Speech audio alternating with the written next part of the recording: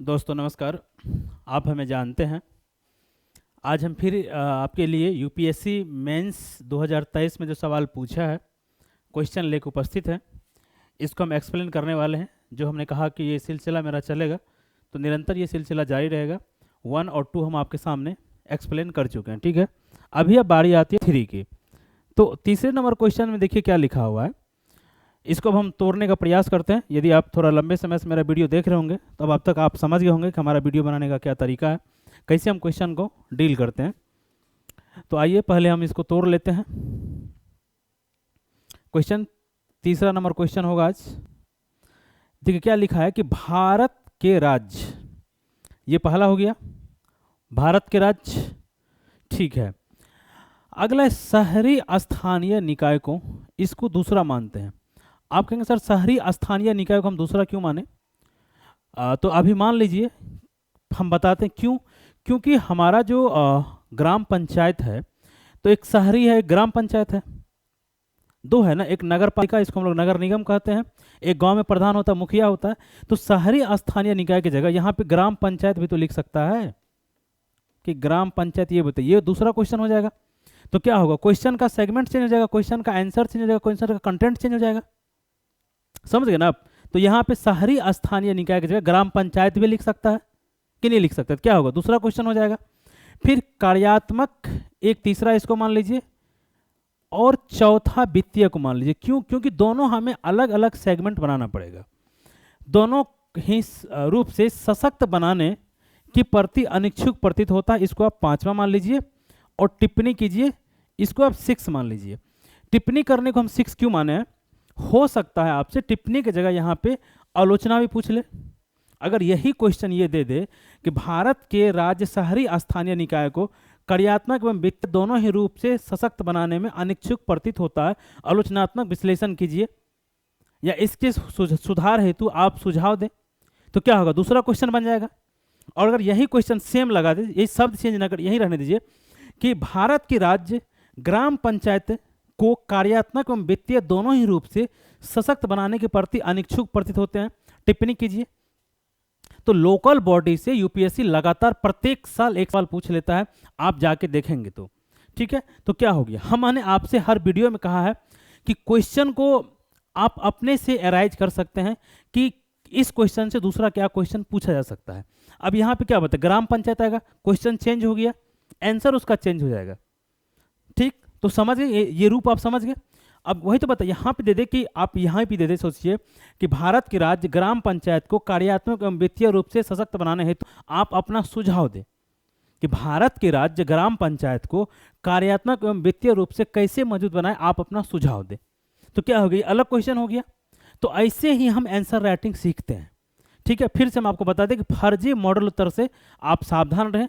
फर्जी मॉडल उत्तर से आप कभी भी आंसर नहीं सीख सकते हैं, ठीक है। आंसर सीखने का यही एक तरीका है कि किस तरीका से हम एक ही क्वेश्चन को, एक ही कंटेंट को अलग अलग दिशा में मोड़ के अलग अलग जगह यूज करके कैसे हम एक बेहतर आंसर लिख सकते हैं। ये प्रयास यदि हमारा आपको अच्छा लगता हो तो आप चैनल को सब्सक्राइब कर दीजिएगा, वीडियो को लाइक कर लीजिए, ठीक है। और mains answer writing UPSC, UPPCS, BPSC and other state PCS mains answer writing में यदि आपको कोई भी प्रॉब्लम हो तो आप हमारे दिए गए नंबर पर हमसे संपर्क कर सकते हैं। ऑफलाइन और ऑनलाइन दोनों मोड में आप हमसे जुड़ सकते हैं। तो चलिए अब इस क्वेश्चन की हम भूमिका लिखते हैं कि भूमिका क्या लिखा जाएगा, और फिर इसका बॉडी पार्ट क्या लिखा जाएगा, और निष्कर्ष क्या लिखा जाएगा। तो ये हम इसकी भूमिका की तरफ चलते हैं। क्वेश्चन को पार्ट में तोड़ना आप समझ गए। आइए इसकी अब हम बॉडी की बात करें, भूमिका की बात करें। चलिए ये देखिए, हम यहाँ पे लाते हैं भूमिका। तो अब सवाल है कि भूमिका क्या लिखना है। तो क्वेश्चन का मेन वर्ड क्या है, क्वेश्चन पूछा किस पे गया है, शहरी स्थानीय निकाय। क्वेश्चन का जो मेन वर्ड है वो क्या है, शहरी स्थानीय निकाय, यही है ना। तो भूमिका हमें यही शुरू करना पड़ेगा ना, कि ये हो गया क्या हमारा मेन वर्ड, कि ये क्या है और इसका कार्यात्मक और वित्तीय दोनों रूप से राज्य क्यों अनिच्छुक है इसको पोषित करने में, यानी इसको सशक्त करने में, इसको स्ट्रॉन्ग बनाने में। तो देखिए अब भूमिका हम क्या बोले कि पेपर 2 का यदि कोई भी आंसर आप लिख रहे हैं, प्रयास करें क्या संविधान में कोई जिक्र है क्या इसका। तो आप देखिए, अगर आप पढ़ेंगे भाग 9A, पार्ट 9A यदि आप देखेंगे, और उसमें आर्टिकल 243, आर्टिकल 243 सिंपल याद रखिए, ऐसे ओ से लेकर जेड तक है, लेकिन आप आर्टिकल 243 भी जिक्र कर देंगे तो हो जाएगा, कोई दिक्कत नहीं है। और अनुसूची, तो 12वीं अनुसूची में नगर पालिका का प्रावधान किया गया है। शेड्यूल अगर आप देखेंगे तो वो 12वीं 12th है। तो ये 3 जगह संविधान में जिक्र है। तो क्या हम ऐसा लिख सकते हैं कि भारत के मूल संविधान में, सॉरी मूल यहाँ पे मत जोड़िए, क्योंकि मूल संविधान में ये था नहीं। 1992 और 93 संविधान संशोधन के द्वारा, इसे 74वां संविधान संशोधन 92-93 में हुआ था, उसके द्वारा लाया गया है। तो भारत के संविधान में भाग 9A आर्टिकल 243 के अंतर्गत शहरी स्थानीय निकायों का प्रावधान किया गया है। लिख सकते हैं, या सिंपल ऐसे भी कि भारत के संविधान में भाग 9A में आर्टिकल 243 के अंतर्गत 74 संविधान संशोधन के द्वारा शहरी स्थानीय निकाय का प्रावधान किया गया है। हो गया, जिसके अंतर्गत संविधान के द्वारा कुल 18 विषय का प्रावधान किया गया है। सिंपल हो गया आपका भूमिका। फिर से हम बोल देते हैं कि भारत के संविधान में 74वें संविधान संशोधन के द्वारा भाग 9A आर्टिकल 243 में शहरी स्थानीय निकायों का प्रावधान किया गया है। इसे 18 विषय आवंटित किए गए हैं।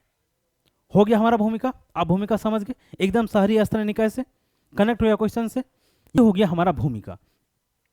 अब यदि हम बात करें बॉडी का, कि बॉडी में क्या लिखना है, तो बॉडी में यहाँ पे देखिए 2 क्वेश्चन पॉइंट पूछा गया है। एक पूछा गया है कार्यात्मक और वित्तीय, दोनों 2 आधार पूछा गया है, कार्यात्मक एवं वित्तीय। यहाँ पे देखिए 2 चीज आपको ध्यान रखना पड़ेगा, क्योंकि ग्राम पंचायत भी एक है। ग्राम पंचायत और शहरी निकाय 2 अलग चीज है। तो ग्राम पंचायत को 29 सब्जेक्ट 29 विषय का प्रावधान किया गया है, जबकि शहरी निकाय को 18। और क्वेश्चन यहाँ पे सिर्फ शहरी निकाय पे पूछा है। यदि आप ग्राम पंचायत का कोई भी पॉइंट यहाँ पे डालेंगे तो फिर आंसर आपका दिक्कत हो जाएगा। फिर एग्जामिनर को लगेगा कि लड़का कॉन्सेप्ट पता नहीं है, ये कहीं का कहीं पे लिख दिया है। तो वहाँ 29 विषय, यहाँ पे 18 विषय। समझ गए? वो 73वां संविधान संशोधन था और ये 74वां संविधान संशोधन है। समझ गए? चलिए अब बॉडी में अगर हम बात करें तो बॉडी में क्या है, पहला हमने बनाया एक सब टॉपिक कार्यात्मक। ठीक है, हमने बनाया पहले कार्यात्मक, इसको किया अंडरलाइन। अब हमारा पहला पॉइंट, दूसरा पॉइंट, तीसरा पॉइंट, चौथा, पांचवा, जितने पॉइंट आपको याद आता है, जानते हैं आप, उतना पॉइंट एक्सप्लेन कर दीजिए। तो कार्यात्मक और दूसरा क्या होगा, वित्तीय। क्योंकि यहाँ पे 2 है, कार्यात्मक और वित्तीय। तो पहले हम कार्यात्मक लिखेंगे।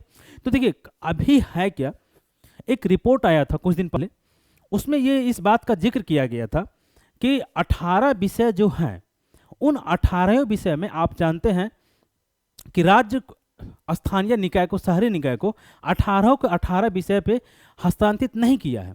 उसमें सिर्फ 18 का 2.1% सब्जेक्ट ही राज्य स्थानीय या लोकल बॉडी को दिया है।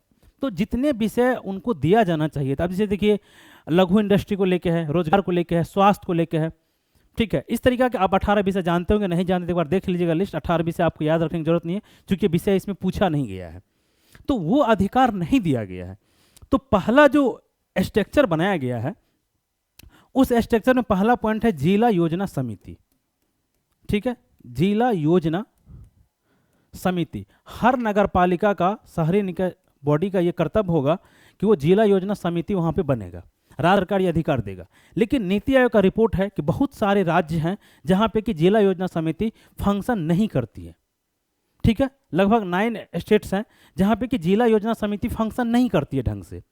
तो पहला पॉइंट ये हो गया कार्यात्मक। अगर राज्य सरकार इच्छुक हो तो जो जिला योजना समिति होता है उसको क्रियान्वित करे, बनाए और वो फंक्शन करे। लेकिन पहला पॉइंट हो गया कि जिला योजना समिति है वो फंक्शन नहीं करती है ढंग से, पहला पॉइंट। दूसरा पॉइंट हम देखें कि जो हमने क्या बताया आपको कि विषय का हस्तांतरण होना चाहिए था। जो 18 विषय नगर पालिका को दिया गया है, इसमें से सिर्फ 2.1 विषय ही हस्तांतरित किया गया है। आप अपने शहर में देखे होंगे, मेयर के पास ये अधिकार होता है, शहर का मेयर होता है, वार्ड पार्षद होता है, उसके पास कितना अधिकार होता है, बहुत कम काम वो करता है, क्योंकि उनके पास उतना अधिकार ही नहीं दिया गया राज्य सरकार के द्वारा। तो हम दूसरा पॉइंट बनाएंगे विषय हस्तांतरण, विषय हस्तांतरण। ठीक है, और इसमें फिर हम इस पॉइंट को एक्सप्लेन करेंगे कि राज्य सरकार के द्वारा सिर्फ 2.1% विषय ही स्थानीय, शहरी स्थानीय निकाय को हस्तांतरित किया गया है। उनके पास उतने अधिक अधिकार या विषय नहीं दिए गए हैं कि वो इन पे योजना बना सके, नीति बना सके, पॉलिसी बना सके, धन आवंटन कर सके। दूसरा हो गया। तीसरा पॉइंट हम देखते हैं इसी में। तो दूसरा सब्जेक्ट वाला। अब देखिए तीसरा पॉइंट क्या है कि जैसे राज्य सरकार है, राज्य सरकार जैसे हेल्थ, एक एग्जांपल हम आपको देते हैं। हेल्थ जो है नगर पालिका का विषय है। स्वास्थ्य, आप देखेंगे अगर दिल्ली में आप रहते होंगे, पटना का तो मुझे ध्यान नहीं, लेकिन दिल्ली में एमसीडी भी जो है ना हॉस्पिटल चलाती है। दिल्ली में एमसीडी का हॉस्पिटल होता है, दिल्ली सरकार का हॉस्पिटल होता है और केंद्र सरकार का हॉस्पिटल है।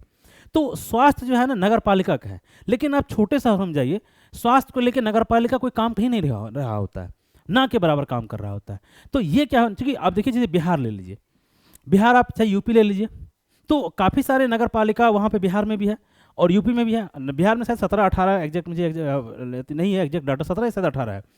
तो क्या है, आप देखिए क्या 17-18 इतना अच्छे से काम कर रहा है? नहीं कर रहा है, क्योंकि उसके समानांतर या पैरेलल राज्य सरकार उस पर कोई कानून बना देती है। जैसे स्वास्थ्य के लिए देखिए बिहार सरकार की कुछ योजनाएं चल रही है, केंद्र सरकार की भी योजना चल रही है। तो जब बिहार सरकार और केंद्र सरकार खुद ही योजना बना के दे रही है और एमसीडी कह रहा है कि आप लागू कीजिए, तो वो अपने तरफ से उसके पास योजना बनाने का या नियम बनाने का तो आधार बचा ही नहीं। तो यही है, इसको हम लोग कहते हैं समानांतर संरचना। तो तीसरा चौथा पॉइंट जो भी होगा आपका, आप लिख लीजिए समानांतर संरचना। ठीक है, ये हो गया। तो इसको आप एक्सप्लेन, हमने स्वास्थ्य का एग्जांपल देकर आपको समझा दिया कि जिसे भूमि उपयोग लिख लीजिए, तो भूमि उपयोग जो है एमसीडी का अधिकार क्षेत्र में आता है। लेकिन भूमि उपयोग के लिए आपने कभी देखा है कि एमसीडी पे कोई बैठक होती है, राज्य सरकार आवंटित कर देती है?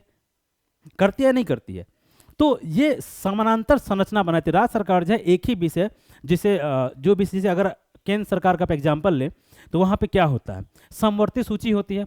समवर्ती सूची में राज्य सरकार और केंद्र सरकार दोनों कानून बनाती है, लेकिन समवर्ती सूची में केंद्र सरकार कानून हावी हो जाता है, तो वहाँ पे राज्य सरकार के पास कोई स्कोप नहीं बचता है। ठीक उसी तरीका से जो कुछ विषय है जो नगर पालिका को दिया जाना चाहिए था, लेकिन वो विषय नगर पालिका को ना देके राज्य अपने पास रखा हुआ है और उस पर वो कानून बना देती है, उस पर वो पॉलिसी बनाती है, उस पर वो नियम बना देती है। तो शहरी निकाय जो है हमारे पास, शहरी स्थानीय निकाय, उनके पास ये अवसर बचता ही नहीं है कि वो उस पर कोई नया कानून बनाए। तो समझ गए, ये हो गया हमारा समानांतर संरचना। मैंने हेल्थ का एग्जाम्पल देके आपको समझा दिया है। अगला है टकराव। एक देखिए जैसे टकराव या स्पर्धा, आप ये लिख सकते हैं, या आप विस्तृत अगर इसको अच्छे से शब्द में लिखना चाहते हैं आप ये लिख दीजिए राजनीतिक संस्था। अब देखिए आप यहाँ पे बेस्ट एग्जांपल डाल दिए चंडीगढ़ मेयर का। ये जो संस्था है ना, जो संरचना है हमारा एमसीडी, शहरी स्थानीय निकाय, ये विकासात्मक संस्था के बजाय राजनीतिक संस्था के रूप में अत्यधिक परिणत हो गया है। आप इसका एक्सप्लेन इस तरीके से लिखिए कि ये विकासात्मक संस्था के बजाय ये राजनीतिक संस्था के रूप में परिणत हो चुका। उदाहरण के लिए चंडीगढ़ का आप यहाँ पे एग्जाम्पल डाल दीजिएगा। चंडीगढ़ मेयर के चुनाव में आप जानते हैं क्या क्या हुआ था, सुप्रीम कोर्ट तक को इंटरवीन करना पड़ गया। ठीक है, तो चंडीगढ़ राजनीतिक संस्था बन चुका है। आप देखिए मेयर के चुनाव में कितनी धांधली होती है। वो पॉलिटिकल पार्टी चाहता है हम अपना मेयर बना दे, वो चाहता है हम अपना मेयर बना दे। ठीक है, तो राजनीतिक संस्था हो गया। तो समझिए कि विकासात्मक संस्था की जगह एक राजनीतिक संस्था बन चुकी है। तो इसको आप एक्सप्लेन कर दीजिएगा, उदाहरण चंडीगढ़ मेयर का डाल दीजिएगा। तो क्वेश्चन है 10 मार्क्स का। अब यहाँ पे हम आपको अधिक पॉइंट बता दिए हैं, क्योंकि इसमें अब वित्तीय पॉइंट तो बचा हुआ ही है, तो हम ये इसलिए अधिक पॉइंट बता दें। हो सकता है फिर कभी अगर 20 मार्क्स में ये क्वेश्चन पूछ ले या बीपीएससी 38 मार्क्स में पूछ ले तो आपके पास कंटेंट की कमी ना हो। चलिए, ये हमारा तो हो गया कार्यात्मक, कि कार्यात्मक वो क्यों नहीं है या क्यों प्रतीत नहीं हो रहा है, इसलिए उनके पास ये सब चीज़ की कमी है। अब आता है वित्तीय, तो हम एक दूसरा सब हेडिंग बनाएंगे वित्तीय। ठीक है, अब पहला पॉइंट यहाँ पे क्या होगा ये बताइए। जैसे देखिए जो स्थानीय शहरी निकाय बॉडी है उसको केंद्र सरकार भी पैसे देती है, राज्य सरकार भी पैसे दी है, वो अपने स्तर पे वो टैक्स भी लगाता है। तो केंद्र और राज्य में फाइनेंस के बंटवारे के लिए तो वित्त आयोग है, आर्टिकल 280। तो उसी तरीका से राज्य और स्थानीय निकाय में धन के आवंटन के लिए वित्त आयोग है, परंतु नियमित इसकी गठन नहीं होता है। जैसे केंद्रीय वित्त आयोग है कि प्रत्येक 5 वर्ष उसका गठन हो जाता है, लेकिन उस तरह से राज्य का नहीं होता है। तो आप यहाँ पे लिख सकते हैं वित्त आयोग का गठन। ठीक है, तो आप इसको आप जब एक्सप्लेन करेंगे तो आप इसमें लिखेंगे कि वित्त आयोग पर का समय समय पर गठन नहीं होता है, राज्य सरकार के द्वारा इसे कई वर्षों तक लटका के रखा जाता है और इसकी रिपोर्ट को भी कई बार लंबे समय तक लागू नहीं किया जाता है। जैसे हरियाणा है, इसमें बहुत बेस्ट एग्जाम्पल है। 2013-14 में ही एक वित्त आयोग ये बनाया था और अभी तक उसकी रिपोर्ट को लागू नहीं किया गया है। ठीक है, तो आप हरियाणा का एग्जाम्पल लीजिए, अगर बिहार यूपी में लिखे तो वहाँ का एग्जाम्पल ले लीजिए। तो ये वित्त आयोग का गठन जो है, नियमित रूप से वित्त आयोग का गठन नहीं होने की वजह से राज्यों के द्वारा स्थानीय शहरी निकाय को जो केंद्र या वित्त का स्थानांतरण होना चाहिए था उसमें अभाव देखा गया है और वित्त आयोग की सिफारिश को ससमय राज्य सरकार के द्वारा लागू नहीं किया जाना।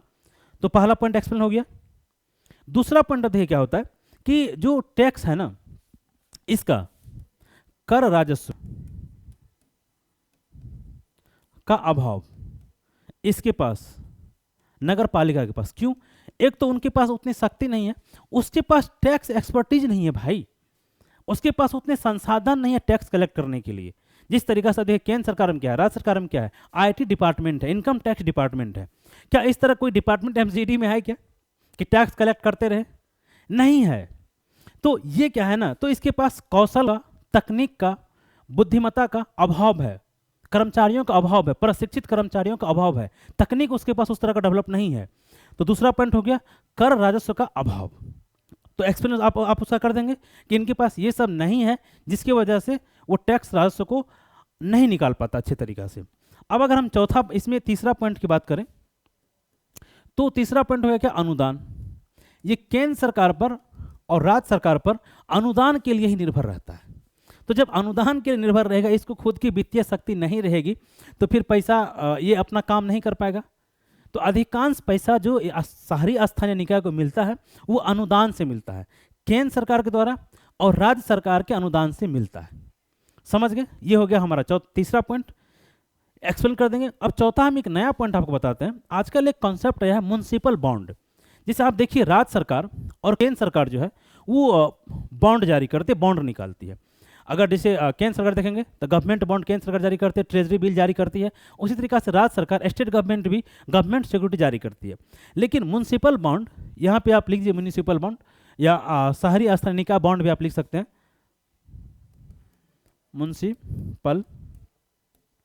म्यूनिसिपल होता है बॉन्ड,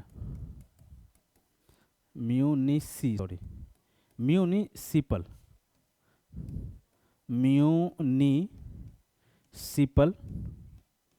बॉन्ड, ठीक है, या शहरी निकाय स्थानीय निकाय बॉन्ड भी आप वहाँ पे लिख सकते हैं। तो ये देखिए, ये अभी जो हमारे देश में इतने म्युनिसिपल संस्थाएं हैं, एमसीडी हैं, शहरी स्थानीय निकाय हैं, तो सब के अंदर ये एक्सपर्टीज अभी आया नहीं है तो बॉन्ड जारी करके धन को इकट्ठा कर ले। हाँ, जैसे गाजियाबाद म्युनिसिपल बॉन्ड जारी किया था। अभी देश में कुछ गिने चुने ही एमसीडी हैं या शहरी स्थानीय निकाय हैं जो कि म्युनिसिपल बॉन्ड जारी करता है। तो म्युनिसिपल बॉन्ड के लिए राज्य सरकार इनको एक्सपर्टीज देना चाहिए था, ठीक है, इनको एक्सपर्टीज देना चाहिए था कि आप कैसे म्युनिसिपल बॉन्ड जारी करें। जिसे क्या देखिए, केंद्र सरकार है और राज्य सरकार है, तो आरबीआई उनके पास एक संस्था है, एक्सपर्टीज संस्था है कि आरबीआई उसका बॉन्ड जारी करता है, आरबीआई उसकी जिम्मेदारी लेता है। इसी तरीका से म्युनिसिपल बॉन्ड जारी करने के लिए हो सकता है कि सपोज कीजिए कि जैसे दिल्ली है या पटना का म्युनिसिपल कमिश्नर है या पटना का एमसीडी है, जहाँ का भी एमसीडी हो, तो उस जिले में या उस क्षेत्र में जो टॉप का बैंक हो उसी को आधार बना दे कि ये म्युनिसिपल बॉन्ड हमारा ये बैंक जारी करेगा और ये बैंक इसका देखरेख करेगा। तो हो सकता है म्युनिसिपल बॉन्ड जारी करने में उसको सुविधा हो। तो समझ गए, ये है वित्तीय संस्थान का अभाव। तो हमने क्या कहा कि वित्तीय दोनों ही रूप से सशक्त बनाने के प्रति अनिच्छुक प्रतीत होते, क्योंकि राज्य सरकार ने उसके बॉन्ड के लिए कोई व्यवस्था नहीं किया, उसके टैक्स कलेक्शन के लिए कोई बेहतर व्यवस्था नहीं किया है, अनुदान के लिए उसके ऊपर वो निर्भर रहता है। और जो राज्य वित्त आयोग है, तो 4 पॉइंट हमने आपको ये बता दिया, 5 पॉइंट, और ये दोनों अगर आप 4 उधर था 5 और 4-5 इधर 10 पॉइंट हो गया। यदि आप 10 पॉइंट को 2-2 लाइन में भी एक्सप्लेन करेंगे, सिर्फ हम 2 लाइन कर रहे हैं, तो 10 दूना 20 लाइन हो गया। 20 लाइन का मतलब 200 शब्द, और फिर भूमिका और निष्कर्ष तो छोड़ दीजिए, तो 2.5-3 शब्द तक तो आप आसानी से लिख सकते हैं। जबकि ये क्वेश्चन 10 मार्क्स का है, मुश्किल से आपको 1.5 शब्द में लिखना है। तो हमने आपसे क्या कहा, हम आपको इसलिए बताते हैं ताकि ये क्वेश्चन अगर दोबारा किसी एग्जाम में ये क्वेश्चन फिर रिपीट हो सकता है, ऐसे नहीं कि रिपीट नहीं हो सकता है। और इस क्वेश्चन के आधार पे यहाँ पे शहरी स्थानीय निकाय की जगह आप ग्राम पंचायत लगा लीजिएगा और ग्राम पंचायत लगा के आप खुद से आंसर तैयार कर लीजिएगा, ठीक। और यदि दिक्कत हो तो आप हमसे संपर्क कर लीजिएगा। चलिए अब इसका निष्कर्ष क्या लिखना है। अब बचा हमारा निष्कर्ष, तो निष्कर्ष तो लिखना पड़ेगा ना। निष्कर्ष क्या लिखना पड़ेगा ये बताइए। तो निष्कर्ष हमें ये लिखना पड़ेगा कि आप एसडीजी को जानते हैं, सस्टेनेबल डेवलपमेंट गोल 2030 तक हमें अचीव करना है। तो आप सिर्फ निष्कर्ष इतना लिख दीजिए कि सस्टेनेबल डेवलपमेंट गोल को अचीव करने में शहरी स्थानीय निकायों की बहुत महत्वपूर्ण भूमिका है। इसलिए सरकार यानी राज्य सरकार और केंद्र सरकार, कोष्ठ में लिखना चाहे तो लिख सकते हैं, नहीं लिखना चाहे तो नहीं लिख सकते, सरकारों को शहरी स्थानीय निकाय को अपेक्षाकृत और अधिक सशक्त बनाने की आवश्यकता है। पूर्ण विराम। हो गया आपका निष्कर्ष। ठीक है कि एसडीजी सस्टेनेबल डेवलपमेंट गोल को प्राप्त करने में शहरी स्थानीय निकायों की बहुत महत्वपूर्ण भूमिका है। सरकारों, केंद्र सरकार और राज्य सरकारों को इनकी भूमिका को और अधिक सशक्त करने की आवश्यकता है। पूर्ण विराम। ये हो गया हमारा निष्कर्ष और कंप्लीट आंसर हो गया। समझ गए, बस 2-3 लाइन का निष्कर्ष हो गया। तो ये कंप्लीट आंसर हो गया। अब हम फिर किसी नेक्स्ट वीडियो में जो नेक्स्ट क्वेश्चन है इसको आपके सामने हम लेके आएंगे। ये वीडियो अगर आपको अच्छा लगा हो आप चैनल को सब्सक्राइब कर दीजिएगा, वीडियो को लाइक कर दीजिएगा। और फिर से बता दें कि फर्जी मॉडल उत्तर के चक्कर में आप ना रहें। मेंस आंसर राइटिंग में यदि आपको कोई भी प्रॉब्लम हो तो आप हमारे दिए गए नंबर पर संपर्क कर सकते हैं और हम जुड़ सकते हैं ऑनलाइन और ऑफलाइन दोनों मोड में। चलिए आपको बहुत बहुत धन्यवाद।